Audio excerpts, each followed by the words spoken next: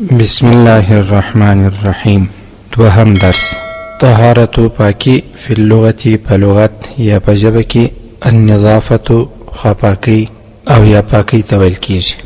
والطهارت او پاکی فی الشرع په شریعت کې تنقسم ویشل کیږي تقسیمیږي الی قسمین و دو قسمات.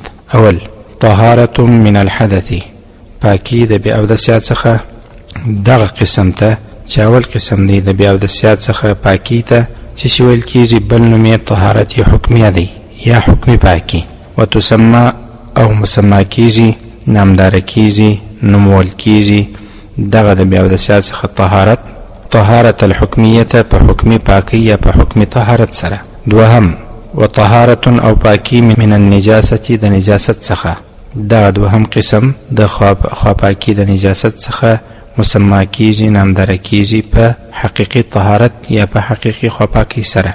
وتسمى او مسمى کیږي طهارت الحقیقیه دغه د نجاست څخه پاکی په حقیقی طهارت او پاکی سره نامدار کیږي. اما الطهارة من الحدث مگر پاکی د بی اودسیات څخه فتحصل نو حاصلیږي بالوضوء په اودس سره او بالغسل یا په غسل سره او بالتیمم یا په تیمم سره اذا هغه وخت تعذر چې مشکل سی سخت سی ګران سی استعمال الماء د اوبو استعمال.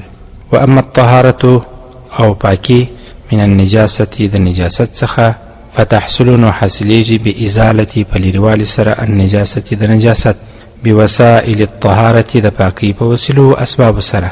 دا د پاکی وسائل اسباب چې دي عبارت من الماء الخالص د خالص اوبو څخه او التراب الطاهر یا د پاکو خاورو څخه او الحجر یا د ډبرو څخه او الدبغ یا د پخېدلو څخه.